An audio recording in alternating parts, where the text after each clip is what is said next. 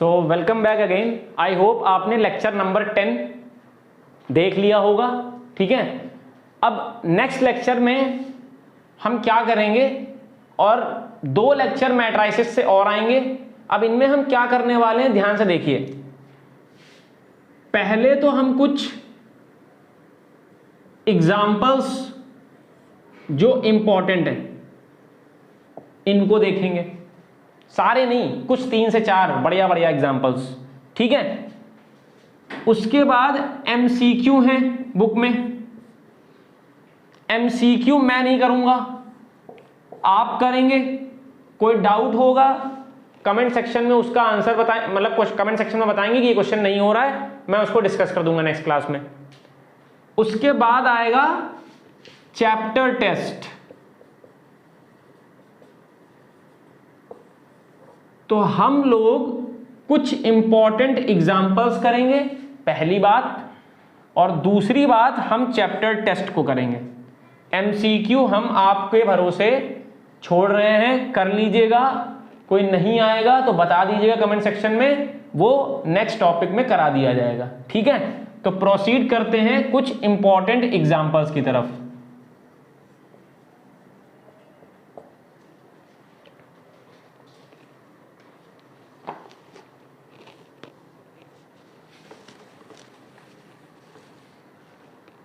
चलिए, तो पहला जो सबसे इंपॉर्टेंट एग्जाम्पल मुझे लगा आपकी बुक का, वो एग्जाम्पल नंबर 4 है। ठीक है, एग्जाम्पल नंबर 4 क्या कह रहा है? Evaluate without using tables. मतलब इसका क्या है कि जो भी ट्रिग्नोमेट्री की वैल्यूज होंगी वो आपको लर्न होनी चाहिए, क्योंकि एग्जाम में टेबल आपको प्रोवाइड नहीं की जाएगी। इसका मतलब ये है। तो देखिए क्वेश्चन है 2 cos 60 minus 2 sin 30 minus tan 45 cos 0 degree, cot 45 degree, sec 60 degree, cosec 30 degree, sine 90 degree. ठीक है, ये क्वेश्चन है। ये क्वेश्चन वही स्टूडेंट कर पाएगा जिसको ट्रिग्नोमेट्री की वैल्यूज याद होंगी। और आई होप आपने क्लास 9th में बहुत दिन तक रटी होंगी उन वैल्यूज को। अगर आपको तरीका नहीं पता होगा कि किस तरह से ट्रिग्नोमेट्री वैल्यूज को याद किया जाता है, तो आपने खूब देर तक दम लगा लगा के आपने चीजों को लर्न किया होगा। चलिए देखिए, cos 60 2 × 1/2, sin 30 1/2, tan 45 -1, cos 0 1, cot 45 1, cosec 30, sin 30 1/2, cosec 32, cos 60 1/2, तो sec 60 2, sin 90 1। सारी वैल्यू देखो पुट कर दी मैंने। ठीक है, सारी वैल्यू पुट कर दी। अब ये देखो ये कट रहा, क्या बचा यहां से? 1 -1 -1 1 1 2 2 1। कोई दिक्कत? कोई दिक्कत हो तो बताएं, मेरे हिसाब से कोई दिक्कत नहीं होगी। अब मल्टीप्लाई कर लेंगे पहली रो को पहले कॉलम से। 1 × 1 + 2 × -1, 1 × 2 + 1 × -1, -1 × -1, 1 × 2, -1 × 2 + 1 × 1। सॉल्व करने पे कितना आएगा? यहां से आएगा 1 - 2, यहां से 2 - 1, यहां से होगा -1 + 2, और यहां से क्या होगा? -2 + 1। सॉल्व करने पे क्या मिलेगा? -1 1 1 -1। ये हो गया आपका एग्जाम्पल नंबर 4। ये वही बच्चा कर पाएगा जिसको ट्रिग्नोमेट्री की वैल्यूज याद होंगी। ठीक है, तो इसीलिए मैं इन क्वेश्चंस को कर रहा हूं, क्योंकि ये इंपॉर्टेंट है। ठीक है, ध्यान रखिएगा। तो ये हमारा एग्जाम्पल नंबर 4 हो गया। ठीक है, समझ में आ गया होगा, पॉज करके नोट कर लीजिएगा, मैं हट रहा हूं। एग्जाम्पल नंबर 9, एग्जाम्पल नंबर 9, तो ध्यान से देखिए एग्जाम्पल नंबर 9 क्या है। इफ ए कितना है 3 1 -1 2, 3 1 -1 2,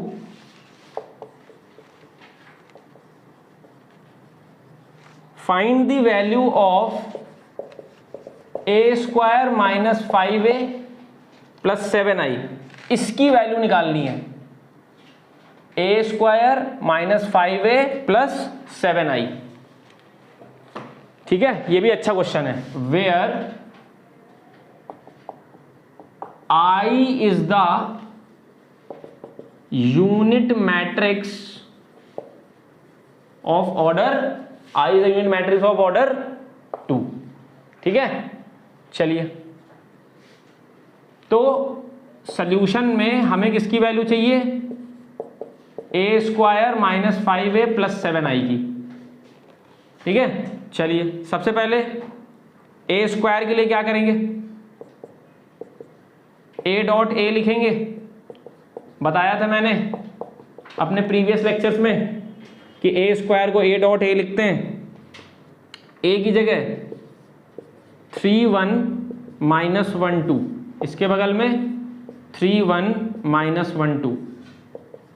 5 को कैसे करेंगे, 3 1 -1 2। ठीक है, a² को मैंने a.a लिखा, a की जगह मैंने ये रखा, इस वाले a की जगह मैंने ये रखा, 5 को मैंने a से मल्टीप्लाई कर दिया। ठीक है, और फिर इसके बाद 7 और i मुझे पता है ऑर्डर 2 की आइडेंटिटी मैट्रिक्स है, तो ये हो गया। ठीक है, अब यहां पे मल्टीप्लाई कर लो, ये इससे मल्टीप्लाई होगा, तो 3 3 = 9 -1, 1 1 = 1, 3 1 = 3 + 2, -1 × -1 × 3 -3, -2 × 1 -2, फिर -1 + 4, -1 1 = -1, 2 2 = 4। यहां अंदर मल्टीप्लाई कर दीजिए, 15 5 -5 10, यहां बताइए 7 0 0 7, ये हो गया। अब यहां सॉल्व करो, क्या आएगा, सॉल्व करने पे यहां 8 आएगा, यहां 5 आएगा, यहां पर -5 आएगा, और यहां पे 3 आएगा। ठीक है, और यहां पे यही रहेगा, लिख लो 15 5 -5 10, और यहां पे क्या आएगा, ये ऐसे रहेगा।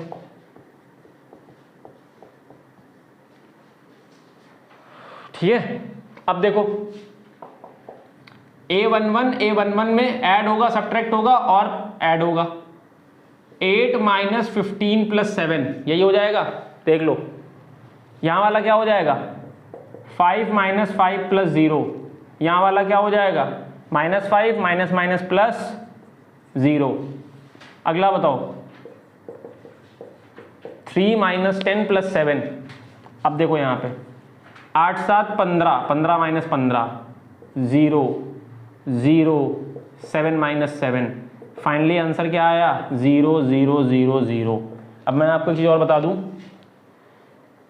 ये क्वेश्चन बोर्ड्स में एक बार इस तरह से पूछा गया, देखिए किस तरीके से उसने ये क्वेश्चन लिखा, फिर उसने कहा proof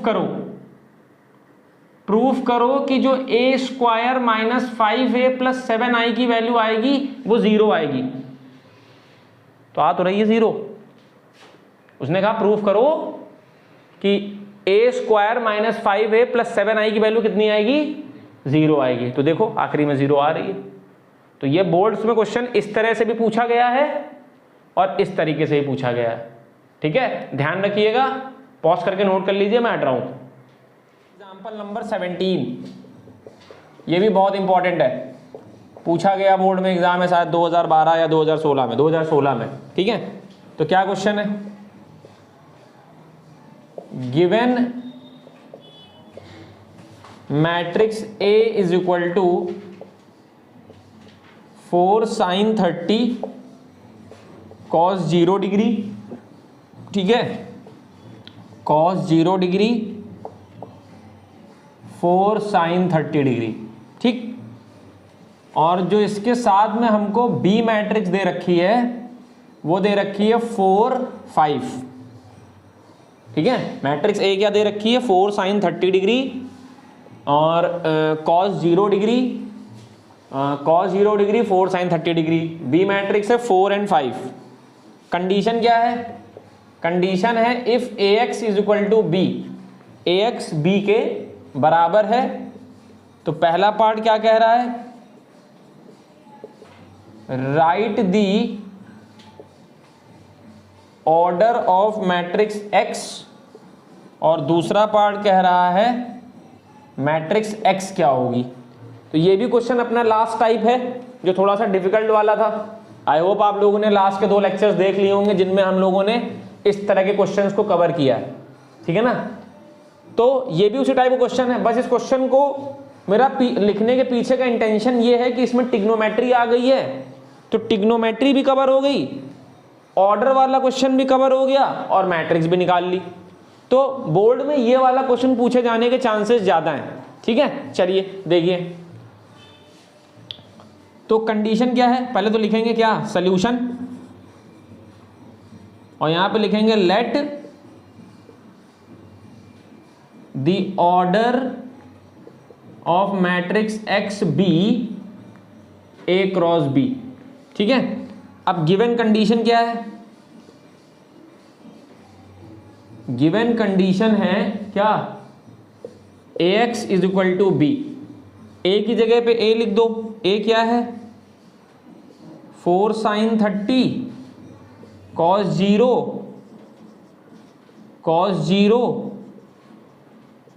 4 sin 30 dot X, X का ऑर्डर क्या लिया है हमने, A क्रॉस B, और इधर B वाली मैट्रिक्स, और इसका ऑर्डर क्या है 2 क्रॉस 2, B वाली का क्या है 4 5, इसका ऑर्डर क्या है 2 क्रॉस 1।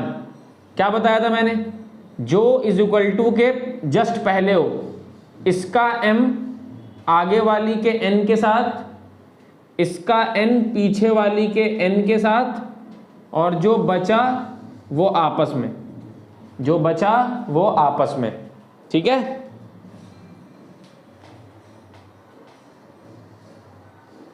जो बचा वो आपस में। तो फाइनली हमारे पास A की वैल्यू कितनी आई 2, A की वैल्यू 2 और B की वैल्यू 1। और देखिए जिसको मैंने यूनिवर्सल कॉन्सेप्ट बता दिया था उसमें ये चीज़ अभी भी फुलफिल हो रही है कि अगर लेफ्ट हैंड साइड कोई एक भी मैट्रिक्स 2 क्रॉस 2 की होगी तो अननोन मैट्रिक्स का ऑर्डर वही आएगा जो राइट हैंड साइड मैट्रिक्स है। लग रहा है कॉन्सेप्ट, अभी भी देख लो। तो ऑर्डर ऑफ मैट्रिक्स X क्या हो जाएगा 2 cross 1, order of matrix X क्या हो जाएगा 2 क्रॉस 1।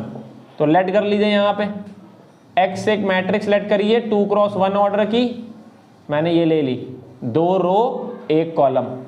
2 क्रॉस 1 की मैट्रिक्स कैसे होगी, 2 रो 1 कॉलम, एक एंट्री यहां पे एक एंट्री यहां पे, देख लो, ठीक है। चलो अब आगे प्रोसीड करते हैं। तो A को दोबारा लिखो। अब यहां मैं A को सॉल्व करके लिख ले रहा हूं, ठीक है। साइन 30 की वैल्यू 1/2, तो 4 इंटू 1/2, कॉस 0 की वैल्यू 1, कॉस 0 की वैल्यू 1, 4 साइन 30, 4 इंटू 1/2। इसके बगल में कैपिटल X क्या आ गई है, X and Y is equal to में 4 and 5, तो सॉल्व करने के बाद क्या मिलेगा, 2 1 1 2 और यहाँ पे x एंड y यही मिलेगा। और इक्वल टू में क्या होगा, 4 5 मल्टीप्लाई कर लीजिए, ये 2 क्रॉस 1 की 2 क्रॉस 2 की है, ये 2 क्रॉस 1 की है, मल्टीप्लाई होंगे होंगे, 1 के कौन सी आएगी, 2 क्रॉस 1। 2 क्रॉस 1 कैसे बनती है, 2 रो 1 कॉलम, कैसे मिलेगा 2 रो 1 कॉलम,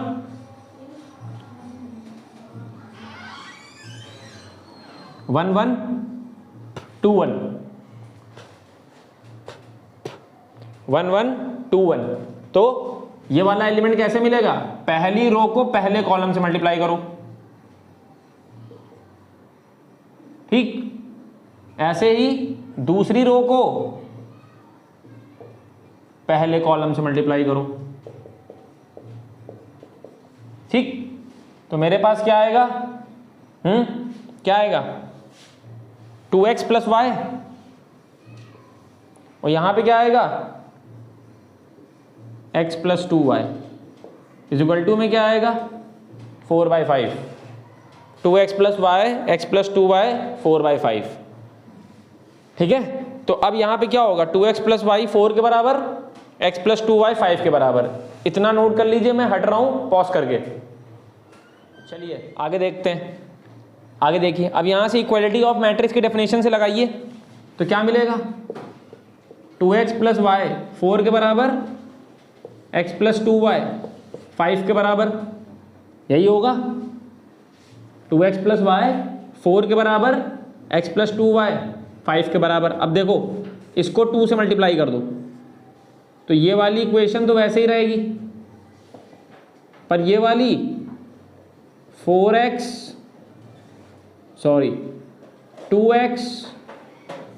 4y 5 2 जा 10, ठीक है। सब्ट्रैक्ट कर दो, ये कट जाएगा, प्लस माइनस माइनस, यहां बचेगा माइनस का 3y, यहां बचेगा माइनस का 6, y कितना 6/3, y की वैल्यू आ गई 2, y की वैल्यू आ गई 2। अब पहली इक्वेशन उठा लो, y की जगह रख दो 2, तो 2x is equal to 4 minus 2, 2x is equal to 2, तो x is equal to 2/2, x आ गया 1, ठीक है, x आ गया 1। तो 2x प्लस वाई 4 के बराबर, x प्लस 2y 5 के बराबर। तो सब लोग बराबर चल रहे हैं ना, कि ऐसा तो नहीं है कि हमारा चल रहा है लेक्चर नंबर 10 और आपका चल रहा है लेक्चर नंबर 0, ठीक है।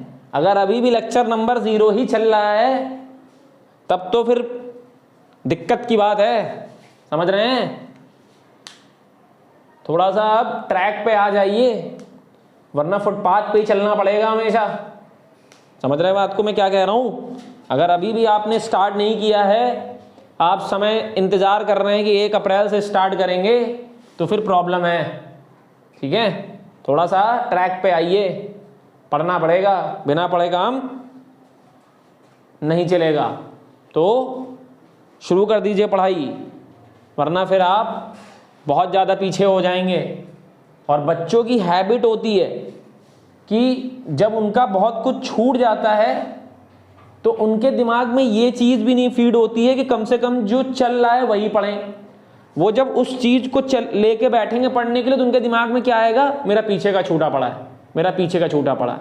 अब इस चक्कर में जो चल रहा है वो भी गया और पीछे का तो गया ही है, तो इस चक्कर में बच्चे का समय और ख़राब हो जाता है।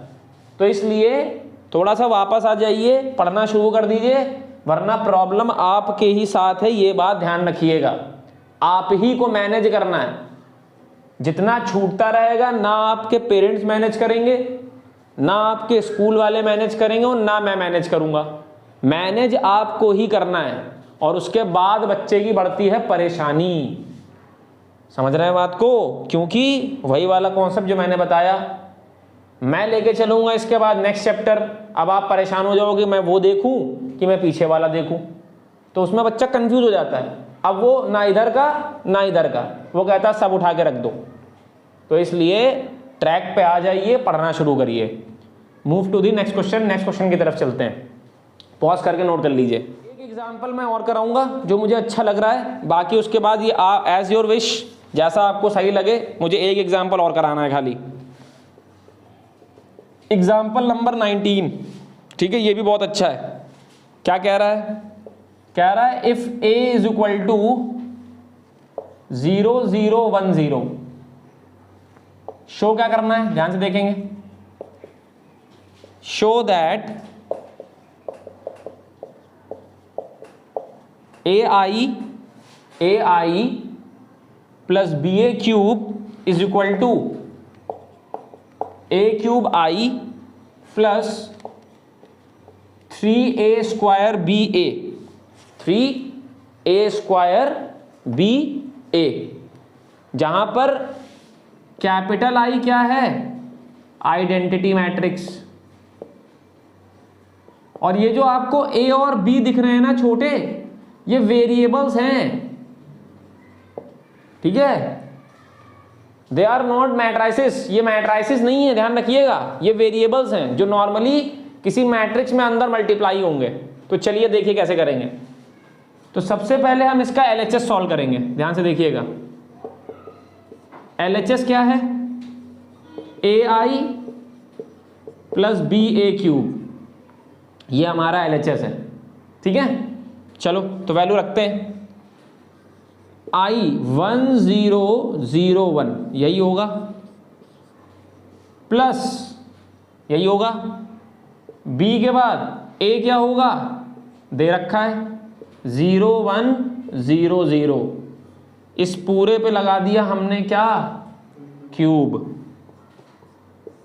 अंदर मल्टीप्लाई करो, A 0 0 A, यहां भी मल्टीप्लाई कर दो, 0 B 0 0, ऐड करो। ऐड करोगे तो क्या मिलेगा? ऐड करोगे तो क्या मिलेगा? A B, भाई A11 A11 में ऐड होगा, A12 A12 में ऐड होगा, A21 A21 में ऐड होगा, A22 A22 में ऐड होगा। और इस पे क्या लगा है? क्यूब। अब इस पे क्यूब लगने का क्या मतलब होता है, समझ लीजिए बहुत ध्यान से। अगर किसी मैट्रिक्स का आप स्क्वायर करते थे तो A डॉट A होता था। अगर आप किसी मैट्रिक्स का स्क्वायर करते थे तो A डॉट A होता था। अगर आप किसी मैट्रिक्स का क्यूब करेंगे तो A स्क्वायर डॉट A होगा। मतलब ये कोई एक मैट्रिक्स मानिए, पहले सपोज करिए इस मैट्रिक्स को C या कैपिटल B, तो उसका मतलब क्या हो जाएगा? इस पे लगा है क्यूब, तो मतलब क्वेश्चन हो गया B क्यूब। अब B क्यूब कैसे निकलता है? B स्क्वायर डॉट B, पर B स्क्वायर कैसे निकलेगा? B dot B। Lengthy question है, आना तो एग्जाम में नहीं चाहिए, पर कुछ कहा नहीं जा सकता है, 4 नंबर में पूछा जा सकता है, तो इंपॉर्टेंट है। चलिए तो मैं क्या करूंगा, ध्यान से देखिए। मैं पहले इसको एक मैट्रिक्स मान लूंगा कि B सपोज कर लो एक मैट्रिक्स है A B 0 A, ये मैंने एक B मैट्रिक्स मान ली इसको। अब अगर मैं इसको B मैट्रिक्स मानूंगा तो इस पर मुझे क्यूब लगाना पड़ेगा, क्योंकि मुझे तो B क्यूब चाहिए। B क्यूब क्या होता है? B square dot B। अब मुझे तो B स्क्वायर भी नहीं पता है, तो पहले मैं क्या निकालूंगा? B square. B स्क्वायर क्या होता है? B dot B। तो देख लो, A B 0 A B 0 A, ऐसे लिख के पहले मल्टीप्लाई करेंगे, ठीक है। क्या करेंगे? मल्टीप्लाई करेंगे। मल्टीप्लाई करने के बाद क्या आएगा? A स्क्वायर, देखो ये इससे मल्टीप्लाई होगा तो A into A square, B into 0 0, A into B A B, B into A B A, 0 into A 0, 0 into A 0, 0 into B 0, A into A square. ये मेरी B स्क्वायर आई है, ये मेरी क्या आई? B square. ये मेरी क्या आ गई? B square. अब मुझे क्या चाहिए? बी क्यूब के लिए क्या होगा, बी स्क्वायर डॉट बी, तो बी स्क्वायर देख लो, ए स्क्वायर ये कितना हो जाएगा 2ab, और इसको फिर से किससे मल्टीप्लाई करना है, सिर्फ b से, b लिख लो ये।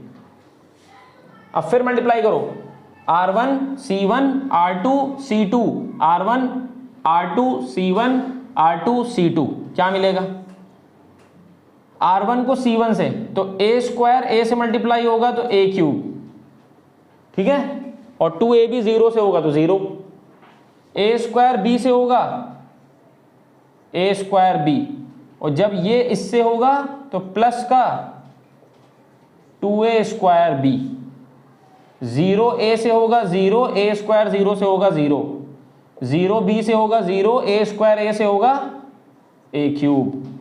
तो फाइनली मेरे पास b क्यूब क्या निकल के आया, देख लीजिए, a क्यूब, ठीक है, a क्यूब, ठीक है, और ये जुड़ जाएगा कि नहीं जुड़ जाएगा, जुड़ जाएगा, ऐड हो जाएगा, 3a square b 0 a cube, ठीक है, तो a cube 3a square b 0 a cube, ये मेरी किसकी वैल्यू आ गई, b क्यूब की वैल्यू आ गई, किसकी वैल्यू आ गई, b क्यूब की। मतलब मेरा जो लेफ्ट हैंड साइड का आंसर आया है वो ये आया है, a cube 3a square b 0 a cube, ठीक है। बहुत आराम से धीमे धीमे करिएगा क्योंकि यहां पर आपने एक नई चीज सीखी है, b क्यूब कैसे निकालते हैं। तो मैं हट रहा हूं, पॉज करके नोट कर लीजिएगा या स्क्रीनशॉट ले लीजिएगा। अब मैं इसका RHS करूंगा, चलो अब इसका RHS देख लो। तो अब बात करते हैं इसके RHS की। RHS की बात करोगे देखो क्या है, a क्यूब i, यही है RHS, 3a स्क्वायर b और a, तो यहां पे आ जाओ 1001 और a क्या है 0010, ये हो गया a। अब यहां पे देखो मल्टीप्लाई कर दो, a क्यूब 0 0 a क्यूब, यहां मल्टीप्लाई कर दो, यहां मल्टीप्लाई करोगे क्या होगा, ये से मल्टीप्लाई होगा 0, ये से मल्टीप्लाई होगा 3a स्क्वायर b 0 0, ऐड कर दो फिर से, a11 में ऐड होगा क्या मिलेगा a क्यूब, a12 में ऐड होगा क्या मिलेगा 3a स्क्वायर b, ठीक है। a21 में ऐड होगा 0, a22 में ऐड होगा a क्यूब, और चेक कर लो भाई, सेम आ रहा, नहीं आ रहा, सेम आ रहा है, ठीक है, अच्छा सवाल है। तो यहां लिख दें आखिरी में, क्यों भैया, हैंस प्रूव्ड, बहुत बढ़िया सवाल। गलती होने के चांसेस 99.9%, जितना डेटॉल देता है, मतलब डेटॉल भी कहता है कि कोरोना 99.9% ही खत्म होगा, तो बच के रहिएगा, क्योंकि कंपनी क्या कह रही है 0.1% आप खतरे में हैं। तो उसी तरह यहाँ का भी हाल है, यहाँ का हाल है 0.1% सही होने के चांस हैं, क्योंकि कैलकुलेशन थोड़ी सी डिफिकल्ट है। अगर हल्की सी भी आपकी कंसंट्रेशन इधर उधर भटकी, क्वेश्चन गलत हो जाएगा, ठीक है। तो इसीलिए कहते हैं सावधानी हटी दुर्घटना घटी, ठीक है। पॉज कर लेंगे, नोट कर लेंगे। तो इस लेक्चर को इतना ही रख रहे हैं, ठीक है। एक नया लेक्चर शूट करेंगे जो लास्ट लेक्चर होगा मैट्राइसिस का, जिसमें हम लोग चैप्टर टेस्ट को कवर करेंगे। सो दैट्स ऑल, ठीक है।